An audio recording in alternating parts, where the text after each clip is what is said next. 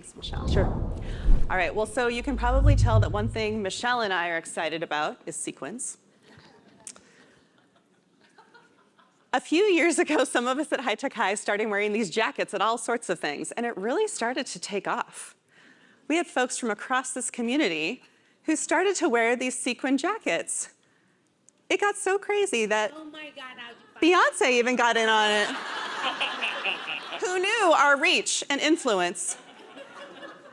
And also the next generation. Shout out to Elena, who is Sophia Tannenhaus's daughter from our team. And then it wasn't too long before I got this email from Michelle and Shannon from Learning Forward saying, can we join the Sequin Jacket Club? To which we said, of course, this is not an exclusive club. So I want to say this to everybody here. You are all part of the Sequin Jacket Club. You too can find designer apparel like this at your online vendor of choice. So we encourage you to do so. But I want to share the origin story of the sequin jackets.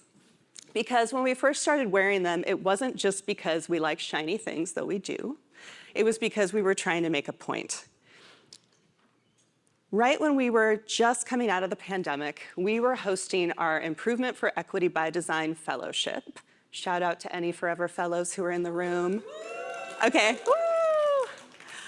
And we came together once a month to build our muscles around how to lead improvement networks, and specifically how to lead them in such a way that people were connected to each other, not just to us. So we were leading this session kind of deep in the pandemic, and it was Michelle Pledger, the other fabulous Michelle, who you heard from on day one. She and I were doing a session on learning from variation, basically how we can use our data to identify bright spots in our system, go and learn from them, and then spread what is working to more and more schools to accelerate our impact. And because Michelle and I are always looking for ways that we can spread more joy, especially when it's a little hard to come by, we were thinking, how can we do this? And immediately we thought, sequins. Went perfect with our bright spotting theme. So we wore them that day, we had a great time, and it kind of went from there. But we wear them all the time because they're a reminder to us that there are always bright spots. In every network, every district, every school, there is somebody or somebodies who are challenging the status quo and working courageously to do things different. We just have to build our muscles for seeing them. And when we see them, we have a responsibility to share them. So this picture right here is Calexico High School, a team that was part of our College Access Network for 5 years. And in the first year that they joined our network, they improved their FAFSA completion rates by 18 percentage points. And they did it by working fundamentally different. Instead of just giving out a bunch of information and waiting for students and families to come to them, they partnered with local churches, local community organizations. They hosted sit and do workshops with childcare and Pan Dulce out in their communities. And they actually sat alongside families to complete and submit the form. And they thought about who are our students and who needs the most support. And they identified some key groups and assigned a counselor to each group. So one counselor became the expert in supporting migrant families. Another counselor became the expert in supporting students who were in the special ed program. Another person became an expert in supporting homeless youth. They created a system where it was really hard for students to fall through the cracks. We all have stories like that, and the field needs to hear them, and we need to share them. So, spoiler alert, guess what? You guys are bright spots too. You're all here because everyone in this room is the source of somebody else's learning, the source of somebody else's inspiration, the source of somebody else's joy. So I invite you right now, we're gonna have one of those, for those of us who grew up in church, we're gonna have a moment where you just get to turn to the person next to you, welcome each other, and say, thank you for being a bright spot, and just acknowledge you're here, and I'm so glad. And if you want to give each other like a little air high five or consensual side hug, feel free to do that. All right, go for it. Thank you for being here. We would be remiss if we didn't officially induct one person right now into the Sparkly Jacket Club. And I know that we honored this person on the first day, but we're gonna do it again. Because Erica, yes, get up. Hi. Y'all come, core committee, come up with her. You have to come up on stage. Core committee, come on. Come to the middle. Oh, okay. Sorry, I'm taking the girl over. Keep talking, keep talking. This Take really. off your vest.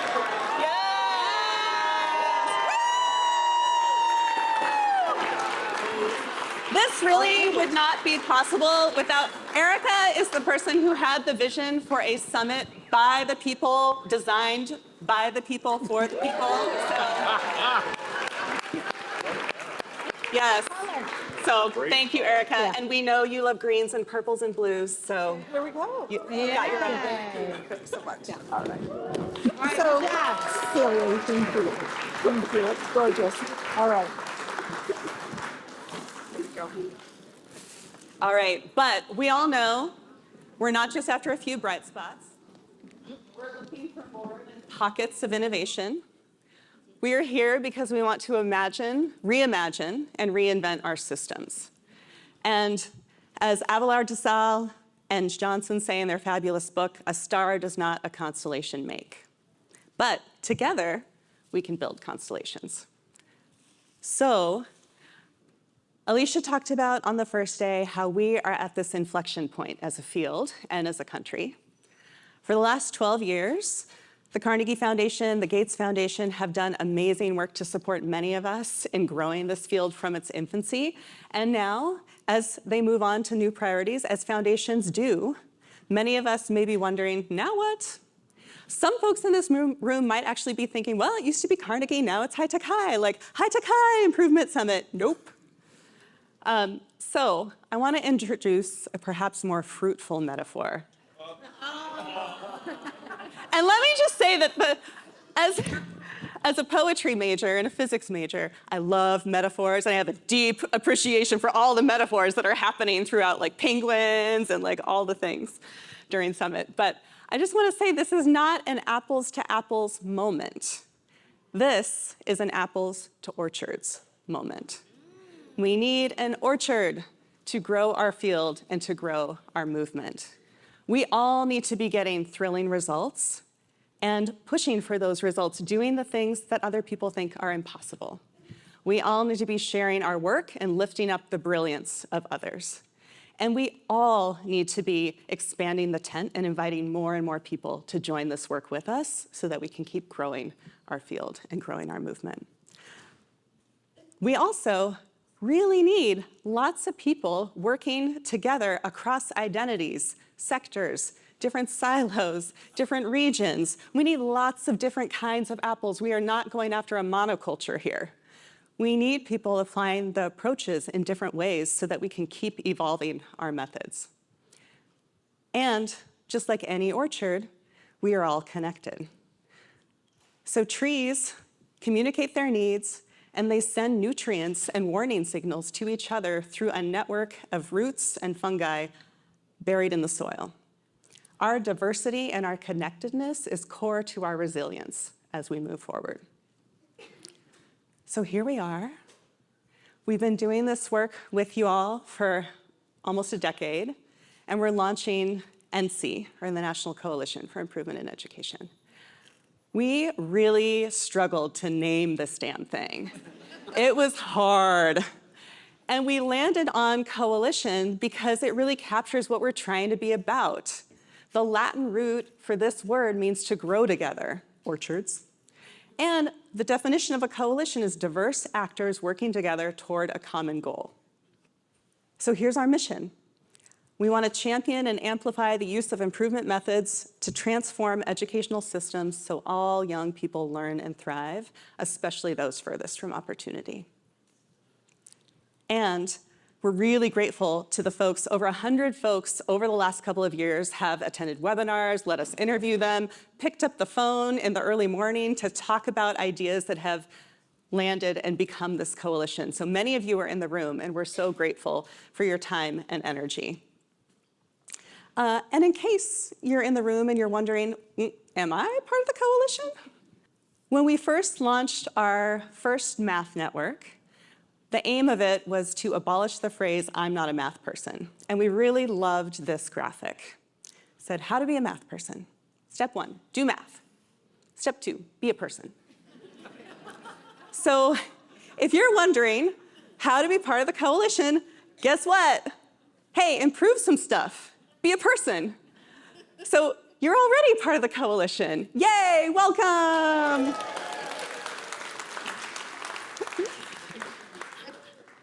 And here's what we're going to be working on. So these are our 3 priorities, but the biggest one is just the idea that we don't have to do this work alone. We don't have to work in isolation. We're all working heroically. Let's band together and actually move some things. So first, we want to accelerate results on persistent problems, and we want to explore new models for doing that. We want to convene and connect a vibrant and diverse community of improvers, you all. We want to keep advancing the field of improvement in education so we see more and more impact and more people joining in this work. So in terms of the first one, we know that if we want improvement to flourish, we have to be getting results. And ideally, we would like to find a way to get them at scale. So in addition to the networks that we're already leading, we've launched 2 new ones. Focus on chronic absenteeism. One is a California project where we're trying to get to 2,500 schools over the next few years and figuring out what that entails. The other one is a national meta-network that's already launched that connects existing efforts already working on chronic absenteeism across the country because nobody has to do it alone. We should all be banding together and aggregating our learning. But we don't want to stop with chronic absenteeism. We want to be clear that we care about other things besides chronic absenteeism. We want to take what we learn and apply it to new models as well and share that learning so others can do the same. And we want to keep bringing folks together, nurturing our identity as improvers, making sure that those lessons learned and practices are spreading so nobody has to keep recreating the wheel every time we get going. So we're going to keep bringing people together in convenings like this. We want to celebrate where great work is happening. We want to share your stories, curate and share your resources that you have, opportunities and events that you're hosting. We want to help amplify all of that. So please send us all your good stuff so we can help send it out more broadly. And we want to get into those improvement adjacent spaces and find ways of bringing the improvement curious along. And finally, a big part of advancing the field is hosting the summit as a rallying point. So we're going to keep doing that, and we want to keep doing that in partnership with the community. And we're going to keep bringing leaders and collaborators together across typical silos so that we can set some priorities and get moving on them. And that work is already happening. So before I take off the stage, or for a minute, because I guess I'm emceeing, so I'll be back, but I want to say something about improvement. So the diffusion of innovation tells us that if we want something to spread, it has to get simpler. And we've known for a long time that for improvement to work, it has to work for educators. So many of us in this room have been working to make improvement more compelling, more accessible, more rooted in equity. I also know that we love our data.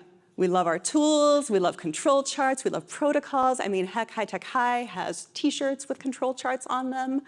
And that's good. Improvement is systematic, it's disciplined, it's collaborative. We don't want to lose the rigor of it. And as Brandy so beautifully said in her most recent podcast, improvement is not just for people who love control charts. Improvement is for people who love children. And if we want everybody to feel like they can be an improver and they're part of this movement, as Carlos Sandoval said in his beautiful fireside chat with Brandy, we need to make improvement for everyone. It doesn't just happen by accident. So this is a weird moment where I'm going to ask everybody to peer underneath your seat and see if you find a golden ticket. And if you do, just hold it up.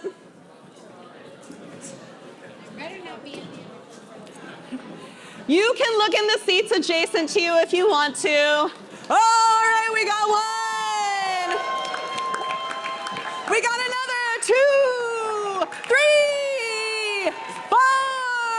All right. So our golden ticket winners, you just won a t-shirt with this quote on it from Brandy. You can pick it up on your way out, on your way to lunch. Congratulations.